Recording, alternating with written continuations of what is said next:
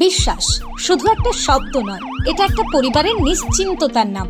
আপনার দুশ্চিন্তা আমাদের চিন্তার কারণ, তাই ভরসা রাখুন সম্মুক্তা হেলথ কেয়ারে। এবার আরামবাগেই 24 ঘন্টা অত্যাধুনিক কার্ডিয়াক ক্যাথল্যাব, অভিজ্ঞ কার্ডিওলজিস্টের তত্ত্বাবধানে এনজিওগ্রাফি ও এনজিওপ্লাস্টি ও পেসমেকার এবং অন্যান্য হার্টের অপারেশন এখন আপনার শহরে।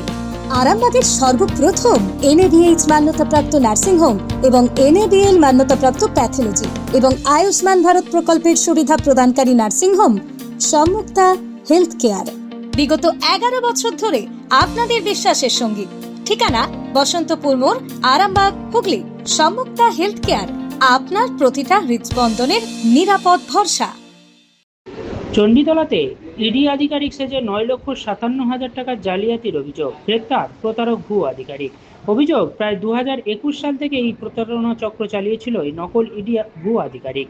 কাউকে বলতেন সরকারি চাকরি করে দেবো, কাউকে বলতো জমির চরিত্র বদল করে দেবো এবং কাউকে বলতো থানার কেস মিটিয়ে দেবো। এইভাবে দীর্ঘদিন ধরে রীতিমতো ভিজিটিং কার্ড ছাপিয়ে এলাকায় তোলাবাজি করেছেন এই প্রতারক ভুয়ো ইডি আধিকারিক। অবশেষে সরকার পরিবর্তন হতেই প্রতারিত হওয়া 5 জন ব্যক্তির লিখিত অভিযোগের ভিত্তিতে তদন্তে নামে চণ্ডীতলার পুলিশ। ভুয়ো ইডি আধিকারিক অরুণ সরকারকে গ্রেপ্তার করা হয় হুগলি গ্রামীণ পুলিশের চণ্ডীতলা থানার পক্ষ থেকে। আজ অভিযুক্তকে শ্রীরামপুর মহকুমা আদালতে পেশ করা হবে। আর এই বিষয় নিয়ে কি জানাচ্ছেন প্রতারিত হওয়া ব্যক্তিরা, শুনুন। চণ্ডীতলা থেকে প্রবীর বসু রিপোর্ট, আরামবাগ টাইমস। ওই তো অরুণ সরকার এরকম ইডি পরিচয় দিয়ে আমার থেকেও কিছু টাকা হাতিয়েছিল। আমার একটা সিঙ্গুরের কেস ছিল, কেসটাও মিটিয়ে দেবে বলেছিল। দিয়ে আমার থেকে 30,000 টাকা নিয়েছিল, যে কাজটা আজ করে দেবো, কাল করে দেবো, এরকম করে দীর্ঘদিন হয়ে যাওয়ার পরে লাস্টে আর ফোনই তোলে, মানে পুরো চিটিংবাজি করেছে। কি নাম ওনার? অরুণ সরকার। কি বলেছিলেন উনি? পরিচয় কি দিয়েছিলেন? ED officer. কি আপনার জিনিস করে দেবে বলেছিলেন? কি সলভ করে দেবেন প্রবলেম? আমার সিঙ্গুর থানায় একটা কেস ছিল, সেই কেসটাকে মিটিয়ে দেবে বলেছে। আপনি কি টাকা দিয়েছিলেন? হ্যাঁ, 30,000 টাকা। সেটা কি ক্যাশ না অনলাইন ট্রান্সফার? ক্যাশ টাকা দিয়েছিলেন। এখন কি অভিযোগ দায়ের করেছেন থানা? হ্যাঁ, অভিযোগ দায়ের করেছি। কি বলছে প্রশাসন? প্রশাসনের ওপর আস্থা আছে, খুব তাড়াতাড়ি মিটিয়ে দেবে। আচ্ছা, আপনার নাম? অভিষেক পাল। কতদিন আগে হয়েছিল ঘটনাটা? বছর 2-2.5 আগে। তখন কেন অভিযোগ করেননি? তখন দীর্ঘদিন বলে এসেছিলো হয়ে যাবে, তারপর ভোটের জন্য কিছু আটকে ছিল, মিথ্যে আশ্বাস দিয়ে গেছে। মিথ্যে আশ্বাস দিয়ে গেছে, দীর্ঘদিন হয়ে যাওয়ার পরেও হয়নি। আচ্ছা, আপনার নাম? অভিষেক পাল। হ্যাঁ, মানে ওই অরুণ সরকার নৈতি ওই যে পোলের পরিষেবার ওইখানে ভাড়া থাকে। আমি আগে জানতাম না, আমাকে ভদ্রলোক পাঠিয়েছিলেন গোড়াবাবু বলে। তা উনি এসে আমায় ফোন করে বললেন যে গোড়াবাবু আপনার পাঠিয়েছে, আপনার কাজ আছে কিছু করে দেবো। আমি তো ইডি অফিসার, তা আমি যে কোনো জায়গায় থানায় বা ডিএম অফিসে যাবো, চেয়ার আমার জন্য রেডি থাকে। তো আমি সরল বিশ্বাসে আমি জানলাম খুব পাওয়ারফুল মানুষ, ঠিক আছে আমি কাগজ দিলাম, আমার দুটো জমির কাগজ ঠিক করে দেবে, বাস্তু করে দেবে। এখন সেই ইস্যুতে আমার থেকে টাকা পয়সা নিল এবং 3টে ব্যাংক থেকে আমি ব্যাংক মারফত টাকা দিয়েছি। একটা আমার মেয়ের অ্যাকাউন্ট থেকে, একটা আমার স্ত্রীর অ্যাকাউন্ট থেকে, একটা আমার অ্যাকাউন্ট থেকে। এইবার দিনের পর দিন যাচ্ছে। এবার এত ভালো সম্পর্ক আমার সঙ্গে, পুরো ফ্যামিলি সম্পর্ক বানিয়েছিল। বললো আমার ভাইফোঁটার দিন আমার বোন মারা গেছে, আমার স্ত্রীর কাছে ভাইফোঁটা নিয়ে নিল, বললো বোন পাতিয়ে ফেললো, আমার মেয়েকে ভাগ্নি বলে সম্বোধন করে ফেললো। বিরাট সম্পর্ক। তারপরে এবার আমার বাড়ি যাতায়াত, তখন এবার আমার আশপাশে আমার রিলেশনের মধ্যে অনেকে কার ভাই ভাইয়ের ঝামেলা মিটিয়ে দেবো, কার সিঙ্গুর থানার কেস আছে মিটিয়ে দেবো, কার ডানকুনি থানার কেস আছে মিটিয়ে দেবো।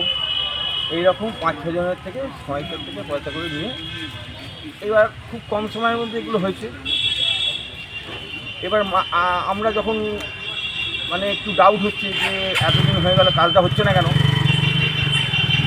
বলছে কিনা টাকা চাইবেন না, টাকা খুব তাড়াতাড়ি দিয়ে দেবো, 4-5 দিন ওয়েট করুন। সেই রেকর্ডিংও আছে আমাকে, আমি 4 দিন পরে আসুন, ব্যবসা করছি। ও বাবা, 4-5 দিন চলে গেল। এবার ওর বাড়ি দিয়ে গেলাম, ও ছেলে এবার হুমকি দিচ্ছে, ও লালবাজারে বিরাট পুলিশ অফিসার। এইবার ও বিরাট অফিসার, আমার সঙ্গে কিছু লাগিয়ে দিলে আপনাকে ফাঁসিয়ে দেবো, আপনাকে মিথ্যে মামলায় ফাঁসিয়ে দেবো, তখন বুঝতে পারবেন।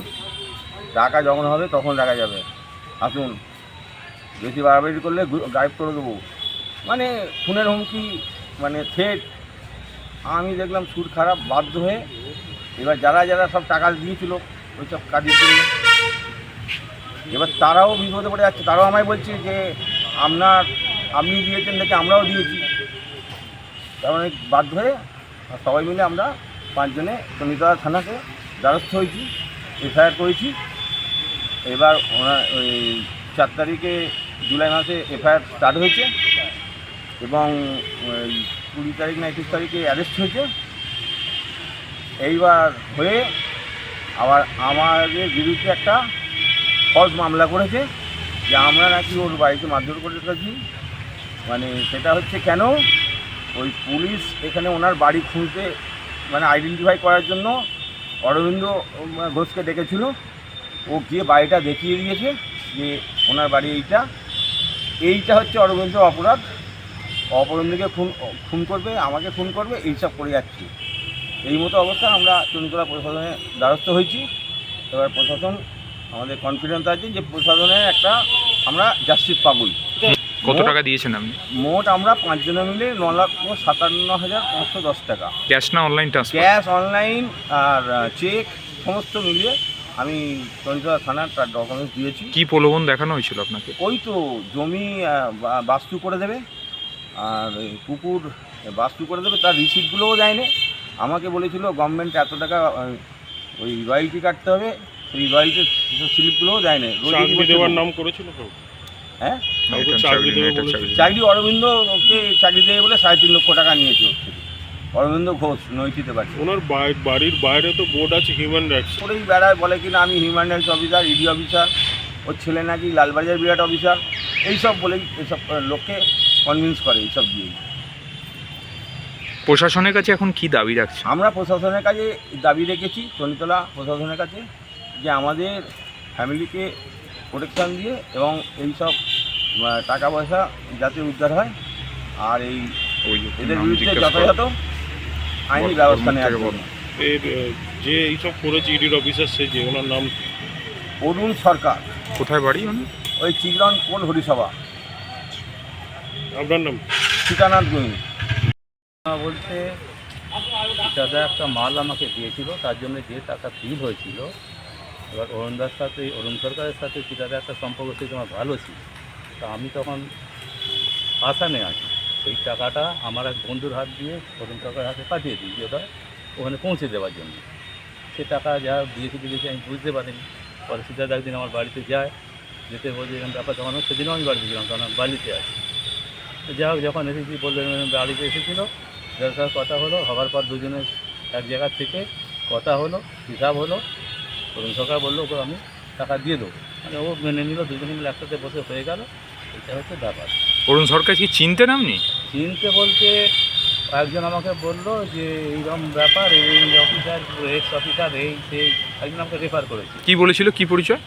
এক্স অফিসার আছে, ইডি, কোনো সমস্যা থাকলে সমাধান করে দেবে, এই সব বলেছিল, সেই হিসেবে পরিচয় হয়েছে।